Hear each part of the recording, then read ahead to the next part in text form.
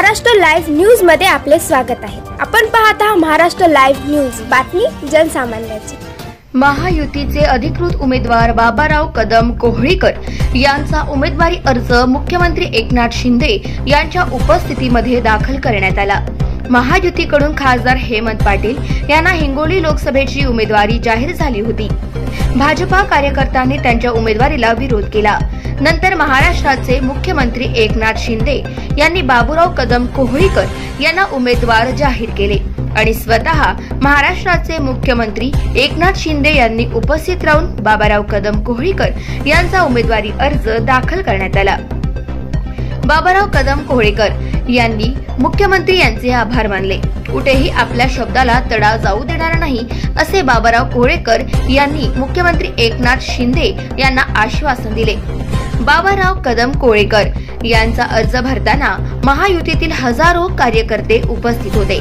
एका शेतकरी सामान्य कुटुंबातून व्यक्तीला उमेदवारी दिली, त्यामुळे आपले मनोगत व्यक्त करताना बाबाराव कदम कोहळीकर यांचे मन भरून आले होते। बाबाराव कदम यांच्याकडे जरी पैसे नसतील तरी स्वतः मी त्यांच्या पाठीमागे आहे असे मुख्यमंत्री एकनाथ शिंदे यांनी आपल्या भाषणातून सांगितले। गांधी चौक येथे भव्य दिव्य सभा झाली। नंतर गांधी चौक ते कलेक्टर ऑफिस पर्यंत भव्य प्रदर्शन रॅली काढून बाबाराव कदम कोहळीकर यांचा उमेदवारी अर्ज भरण्यात आला।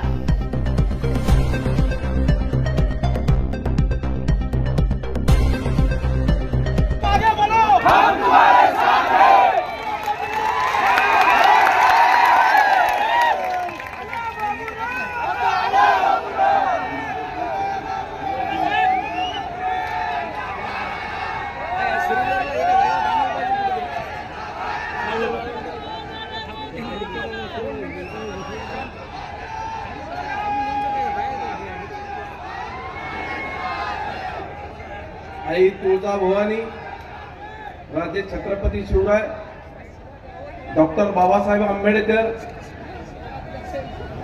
व महाराष्ट्रातील तमाम महापुरुषांना नतमस्तक होतो। मंचावर महाराष्ट्र राज्याचे सन्माननीय मुख्यमंत्री एकनाथभाई शिंदे, शिवसेनेचे उपनेते आनंदरावजी जाधव साहेब, सर्व महायुतीची पदाधिकारी, सर्व आमदार, माजी आमदार, माजी खासदार, आदरणीय व्यासपीठ आणि जमलेले सर्व मतदार बंधू आणि भगिनींनो, खरं तर तुम्ही विचार करत असाल की कुठंच नाव नव्हतं, मी मागणी सुद्धा केली नव्हती, परंतु अचानक 4 दिवसात उमेदवारी कशी मिळाली।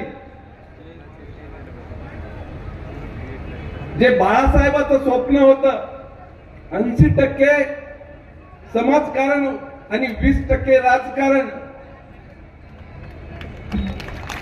त्याच धर्तीवर एक गोष्ट मी सांगतो, 2019 ची साहेबाला वेळ नाही, यवतमाळला जायचं आहे, परंतु मंडळी 2019 ला मी मातोश्रीवर महाराष्ट्राचे मुख्यमंत्री एकनाथभाई शिंदे तिथं समोर होते, रामदासभाई होते, दिवाकर रावते साहेब होते। मला धडधड रडायची वेळ मातोश्रीवर उद्धव साहेबांसमोर आली होती, जे की आता उबाटाचा जे उमेदवार आहे त्या उमेदवाराला शेवटच्या क्षणी 5 वाजता तिकीट दिलं, परंतु शिंदे साहेबांच्या विनंती केली, परंतु शिंदे साहेबांचं सुद्धा त्यावेळेस काही चालत नव्हतं, कारण माझ्याकडे तर कुठल्याच पद्धतीचे पैसे किंवा काही नव्हते आणि त्या श्रीमंत उमेदवाराला परत एकदा उमेदवारी दिली। परंतु मी ज्यावेळेस नांदेडहून गावाकडे निघालो त्यावेळेस नांदेडच्या रेल्वे स्टेशनला 4 ते 5 हजार लोक आले आणि गावाकडे जाईपर्यंत 5-7 ते 10 हजार लोक जमले आणि त्या लोकांनी मला बंड करायला लावलं। मी बंडखोरी केली नाही, आणि साहेबांनी सुद्धा बंड केलं मागच्या वेळेस. बंड उगाच होत नसते, काहीतरी कारण राहते. नंतर त्याच लोकांनी माझा 100 रुपये देऊन विधानसभा 2019ला लढवायला लागली आणि मला 61,000 पडले. आणि ज्या आज उभा माणूस आहे त्याला 40-42 हजारावर रनिंग आमदार असून सुद्धा ठेवलं. त्यांच्याविषयी माझ्याजवळ खूप आहे, पण वेळ नाही. परंतु खरंच स्वप्न साकार कोणी केलं? सर्वसाधारण एका गरीब कुटुंबातल्या शेतकरी कुटुंबाला न्याय देण्याचं साहेबांनी पाहिलेलं होतं. त्यावेळेस मी आज मला आनंदाश्रू डोळ्यात येतात, पण त्यावेळेस धडाधडा रडायला लागलं. उद्धव साहेबांचे हात जोडले तरी सुद्धा मला तिकीट नाकारलं. ती आठवण ठेवून बाळासाहेबांचं स्वप्न एक सर्वसाधारण गरीब कुटुंबातल्या शेतकरी कुटुंबातल्या शिवसैनिकाला देण्याचं काम केलं. आणि आज मला 4 दिवसापूर्वी मुंबईला बोलवून वरच्या बंगल्यावर माझी भेट रात्रीच्या सकाळच्या 5 वाजता झाली. आम्ही 8 वाजल्यापासून मातोश्री वर्षावर बसून होतो, परंतु एवढी तिथं पब्लिक गर्दी चालूच असते. पूर्ण वर्षा बंगला रात्रभर. सकाळी 5 वाजता भेट झाली. आणि खासदार हेमंत पाटील काही माझ्यासाठी दुसरे नाहीत. आम्ही दोघं बालमित्र आहेत, माझे क्लासमेट आहेत. त्यांना सुद्धा बाजूच्याच मतदारसंघात उमेदवारी दिलेली आहे.